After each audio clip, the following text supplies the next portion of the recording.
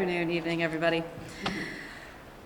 During these final weeks of the legislative session, protecting Missourians from COVID-19 and rebuilding our economy were the only priorities that mattered. To the detriment of our state, the majority party had different ideas. For House Republicans, responding to a disease that has infected thousands of Missourians, killed hundreds, and left countless unemployed wasn't just a back burner issue. It never made it to the stove. Instead of confronting this unprecedented crisis, Republicans prioritized protecting their political power and doing the bidding of special interest donors. When Missourians needed bold action, they got business as usual. In fact, the House spent far more time discussing feral hogs than it did talking about COVID-19. Although House Democrats would rather have been working on the critical issues facing Missouri right now, we don't set the agenda.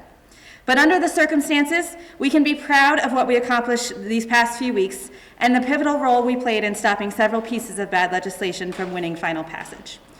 Although session is over, the fight to protecting Missouri families and workers never ends, and the House Democrats will always be committed to that cause. With that, we're happy to take questions. Leader Quaid, I'll ask the same question to you that I asked the Speaker, what you're most happy that passed, proud of, and also disappointed. And the other question to ask, you seem to appeal to the governor during your floor speech. You made a comment about the governor, but I couldn't tell what you were appealing. Were you appealing to him to call something for a special session? If you could explain what you were saying. Definitely. So first, to your first question of the things that I'm most proud of, there was a lot of bipartisan effort in the Children and Families Committee dealing with foster care issues. A lot of members of my caucus got some legislation passed through those various bills that Representative Salone was sponsoring through. So very proud of the work that has been many years in the making for a lot of that legislation. So I was really happy that we were able to get that done. For your second question of things that I'm most disappointed in, as my floor speech indicated, the fact that we have not spent time dealing with COVID-19 in virtually any capacity is beyond frustrating.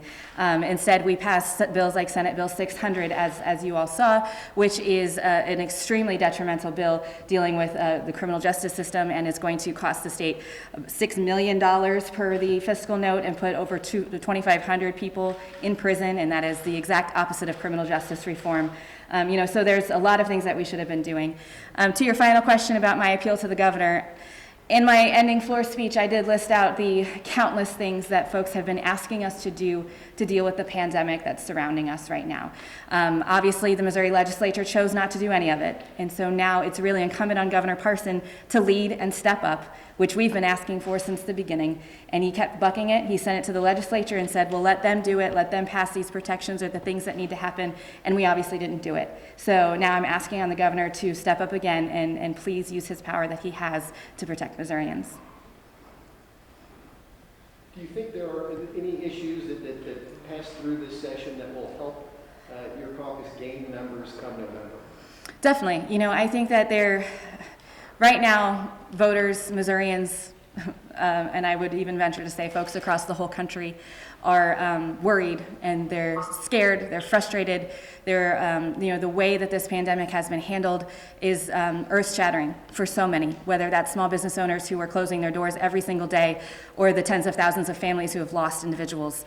In Missouri, we're up to, I think, 526 was the number I saw today of individuals who've died from this. So yes, this will have repercussions on the elections. It definitely will. In terms of policy that may be specific to that, I would say the biggest thing that I would point to is the overturning of Clean Missouri and sending that back to the voters with SJR 38.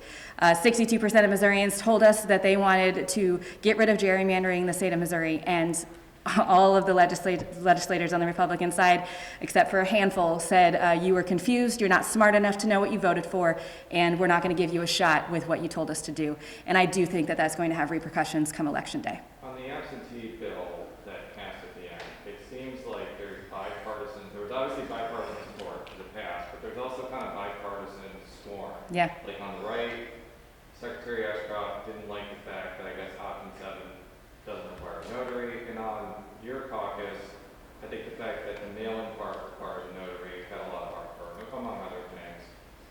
I mean, what's your general take of it? I kind of look at it since I've been following the issue, and I'm like, I'm not really sure what to think. So what do you think? Yeah, so the elections bill was I believe that the folks who were working on the compromise were here until about 3:40 in the morning this morning. We took an election bill that had made it through the House that was awful. It was loaded up with initiative petition reforms, making it virtually impossible financially for individuals to be able to go through the initiative petition process. It had voter ID. There was a whole lot wrong with that bill, and we brought it to compromise. And I have to give a shout out to Representatives Wyndham and Price from my caucus, who spent countless hours working on this bill last night with the other side.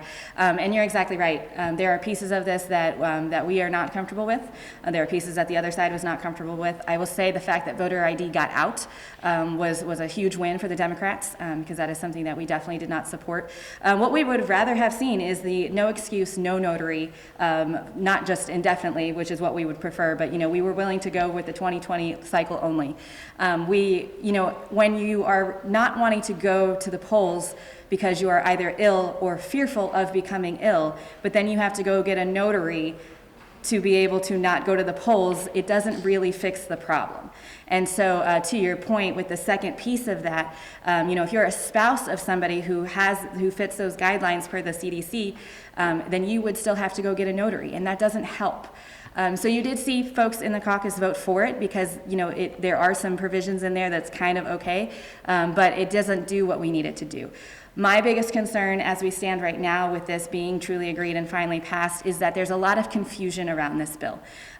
What I was hoping to see, I know what the whole caucus was hoping to see, that we would have clear direction for the elections so that our county clerks could have the same provisions everywhere. So that I live in Greene County and we have a great county clerk, and I am not fearful for not being able to go in, but the folks all around my county deserve that as well. And this is again another place where Governor Parson and the Secretary of State need to step up and give clear guidance to our election authorities so that every Missourian can vote without being scared. Oh, sorry, continue. Do you think that'll matter? The ACLU will probably continue its challenge report on this. If the court rules that the second excuse applies writ large, this doesn't matter. Yeah, so for those watching, the question was if this will matter. Yes, the ACLU is going through some court cases. My hope is that the ACLU does win, and that, to your point, it does not matter.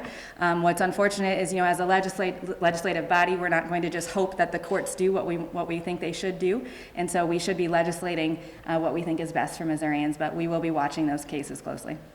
Now, follow-up to that, I remember when Governor Parson was asked this question about the specific about no excuse absentee for COVID.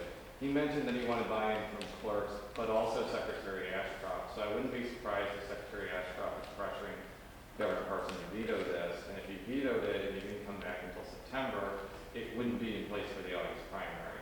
So what message do you have? I would imagine you would rather have him sign it now so it's in place for the August primary rather than having to override it. Is that fair to say? Yes, that is fair to say. I would like to say that, along with that is my belief that we can continue to have additional guidance. The county clerks, even the folks that we were talking back and forth with through these negotiations, trying to get their input, because they are the folks on the ground who will be dealing with this. As I said, there's still a lot of confusion. And so even if the governor signs this, which I hope that he does, I hope that there is continued guidance from the secretary to make sure that this legislation that was drafted at 3 o'clock in the morning actually does what it was intended to do. So you said that you wanted Governor Parson to use his powers to address the pandemic more. Mm-hmm. What does that look like to you? Do you want him to unilaterally issue executive orders to suspend laws? What does that look like? It could look like a whole lot of things. Obviously, the governor has extended the state of emergency, and it is our belief under the state of emergency that he has a lot of things that he could do, whether that's dealing with elections or some of these other things. We've continuously asked for example, grocery workers to be considered essential workers, meaning that they would have access to daycare facilities and all the things that other essential workers have access to during this pandemic, and I believe that's something that he could do under his authority. There's a countless list of things that he could do just under his his authority with the state of emergency. But as we all know, we're going to come back for a special session very soon. Everyone is saying that most likely we'll be here in a few weeks to deal with the budget again, and that is another opportunity as this pandemic continues to be looking at what we can do legislatively. And so if he calls us back in for a special session, I hope that he would address in that call things that we can be doing from the legislative standpoint as well. If the governor doesn't call the legislature back into special session and instead chooses to withhold from the state budget, where would you last want to see cuts? Oh, that is a very loaded question. I'm going to bring our ranking member, Kip Kendrick, up to discuss the budget. Question being, if we had to pick one place for additional cuts, where would we want it to be? Oh, yeah, it's hard to say, right? I mean, off the bat. I mean, I think it's without a doubt. I mean, I feel very confident in saying that the budget that we passed for FY21 is out of balance, projecting moving forward. It's this budget that we passed is going to rely on additional federal money coming down to the state in order to balance the budget. I think that's very clear. I mean, we're talking revenue down, general revenue collection is down. Washington Post reporting today that retail sales are down over 16% for the month of April. That's highest that's ever been. Gaming revenue is going to be down. Lottery proceeds are going to be down. It's just going to be across the board, and it's going to hit our revenue collection in different pots across our state budget very, very hard. There's a lot of posturing going on at the federal level saying that, I'm hearing some members of Congress dig in and say that they don't need to bail out states, and whether you're a blue state or a red state, states are going to need additional funding to get through this. Without additional funding, we will be in a much more severe recession and or depression if they do not come forward and do their job. Some Republicans have written a letter to Congress saying no bailouts. Some Missouri Republicans have written to Congress. What do you think about their actions advocating against any bailout? I tell you what, if we're going to play this game of political posturing that, we can't, then tell them to send the money back. Don't take any of the federal money. If that's what we're going to come down to, if there's going to be this call that we don't need the money, then send it back and make the cuts across the board and put this state in a horrible position moving forward. If that is the sentiment, that is not based in any reality. The reality is, if we don't get federal assistance, we're going to be in a tremendous, tremendous world of hurt in this state. We will cut K-12 education, cut higher education, we'll cut healthcare, we'll cut employees. It will be very detrimental to our state. So let's just put political posturing aside. Let's ask the federal government to do the right thing in this situation and help states move forward, whether blue state or red state. My question was actually a lot nicer. It was, where's the last place you want to see? Is there an answer to that? That is a very different question. Schools, higher Yeah, I mean, school you never want to see K-12 education cut. You definitely don't want to see higher education cut any more than it's already been cut. There were late withholds in the budget, in the fiscal year 20 over 100 and I think it was close to $150 million withheld for FY20. Those cuts in revenue made into FY21. If we don't see additional federal aid come down, then those cuts will be realized plus 2% cut. Is schools or higher education institutions are likely going to see a decrease in enrollment. They're likely, which will impact their obviously revenue on number of credit hours taken into account, but it also hurt residential hall facilities and other facilities. So higher education institutions across the board are going to be in a difficult place. So yeah, education. Other questions? You Yes, sir. mentioned, just one final question, you mentioned just a moment ago that you're hearing the lawmakers will come back in a couple of weeks. Have you heard a specific date, and is it about the budget, Or do you think there'll be some policy issues like PDMP as well? Yeah, so nobody has said anything official, obviously. We are hearing rumblings, particularly from members of the other caucus, that they expect to be back in 3 to 4 weeks was the number that I just heard. I don't know if they have been told that in any official capacity, so I definitely don't want to say that I think that we will. But as Representative Kendrick was alluding to, it's fair to say that the federal government will be sending down additional stimulus money. I know the House passed that today, and so if the Senate does pass that through, we will need to come back into session to accept that money. So really, it would depend on how quickly they're moving through their process for us to come back.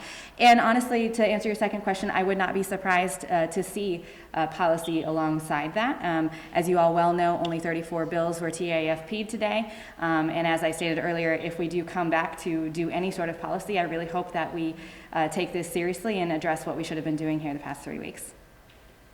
Do you think that's likely Which piece of that? that you would do what you think?